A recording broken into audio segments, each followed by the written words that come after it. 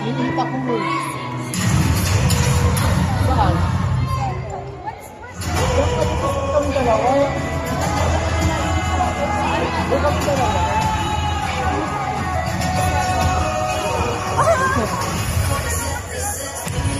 May good ako. Matawaan siya.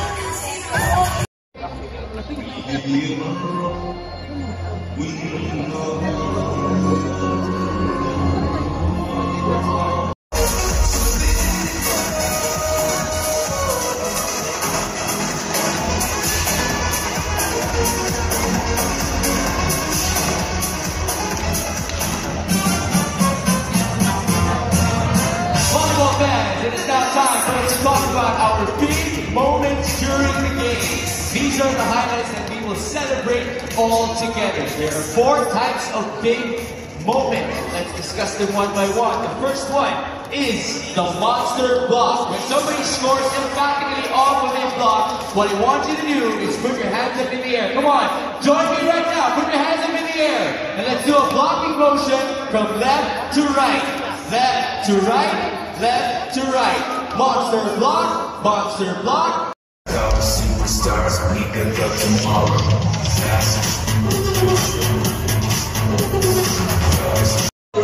Bring it up.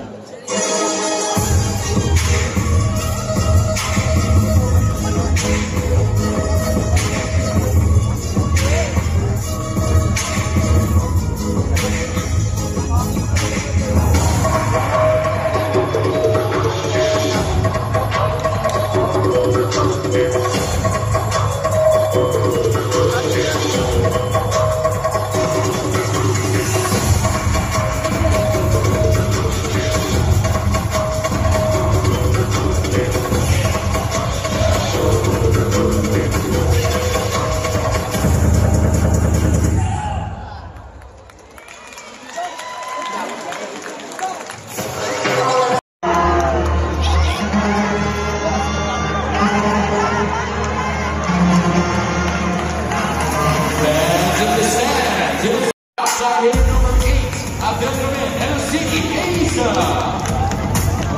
Center number 11, Yassin Aye. Opposite spiker number 14, Seyfuddin Hassan Ali. Outside hitter number 18, Ahmed Shafi.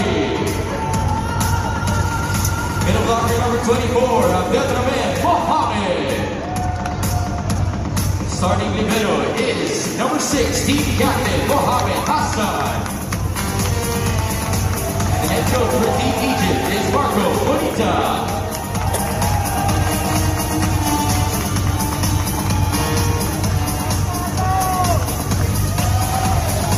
And now the starters for Team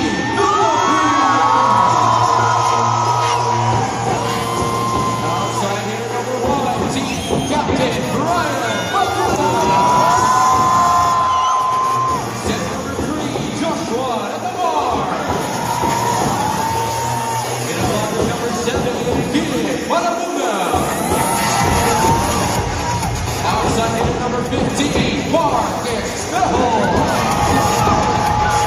Middle blocker number 16, Lesbel Taquibolos. Opposite fighter number 17, Leo Orgianes. Starting libero is number 2, Josh Ibanez. And the head coach of Team Philippines is Angelino Bigoni.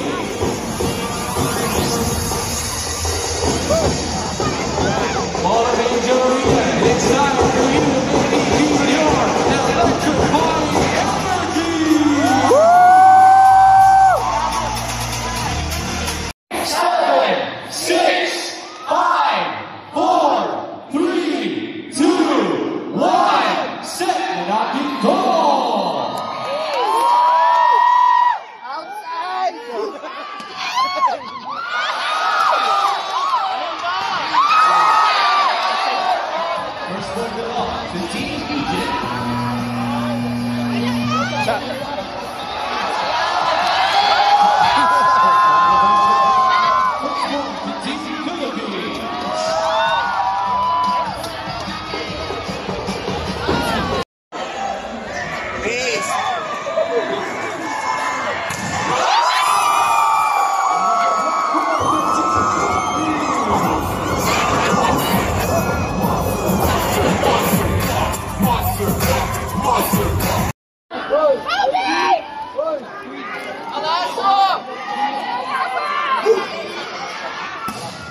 Okay, meron.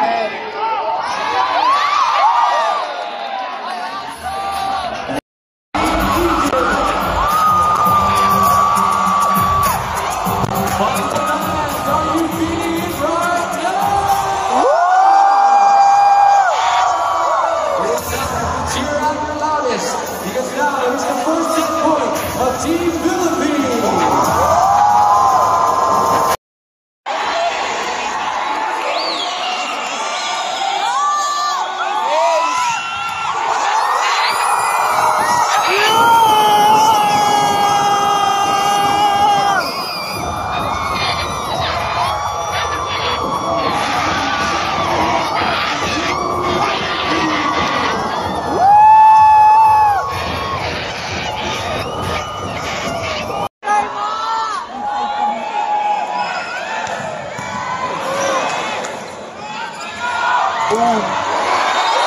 Going off the block for Brian Laguna.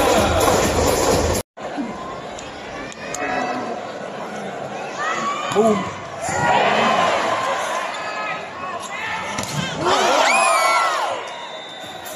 Right off the block.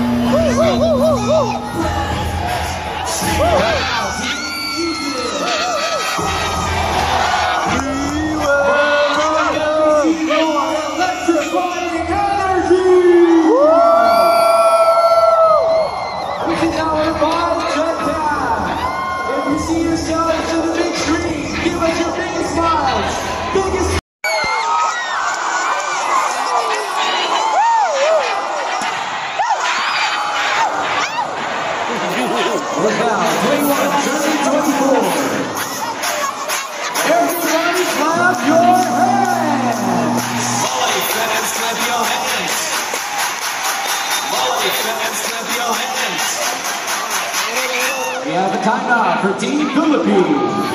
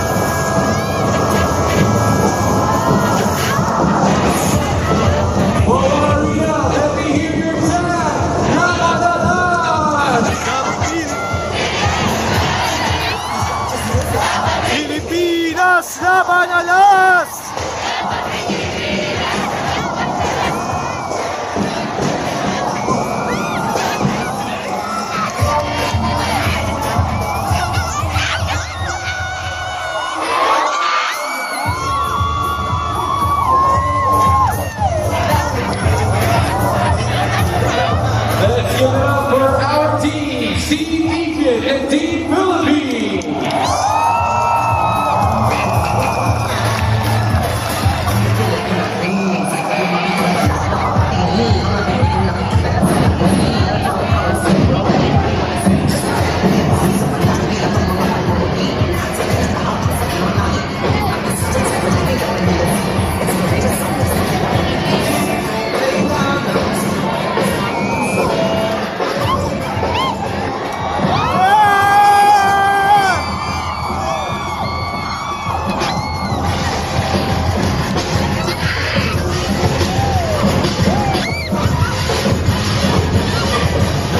That's in the stands. Stay tuned for more. In a moment, we'll be talking to you.